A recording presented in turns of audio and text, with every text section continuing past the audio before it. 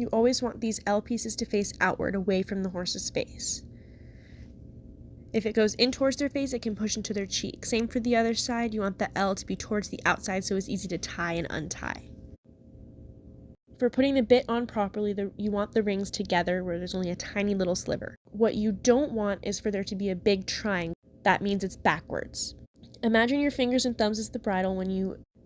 When you put the long pieces together, the top of the ring should be touching. You'll know the snaffle bit is wrong if the top of the pieces are apart. This goes for any O-ring snaffle bit. So first off, check to make sure the bit is in the right position like we went over before. Then you'll line up the bit to the first side of the head. Remember to keep the L strip to the outside. Next, you will thread the tiny strip of leather outward through the bottom 2 holes.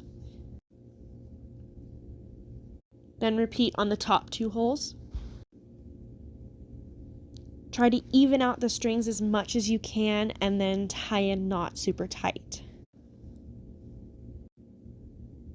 And see that the leather tails and knot are on the outside. If they get tied on the inside, it can leave a little ball of irritation. You want it flush to their chin and the tails on the outside. When it's all assembled, the bit pieces should be able to, and both side knots and tails will be on the outside. This piece is called a curb chain or a curb strap. It's designed for curb or shanked bits and it goes behind the horse's chin.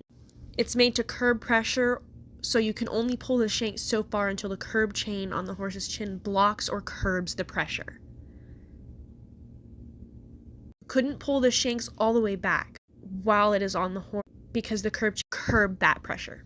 You want to make sure that your throat latch is on the back side. You never want it on the brow band because it would go over their nose. And the same rules apply for putting on the curb strap. You want the buckles to be to the outside so it doesn't push into their cheek.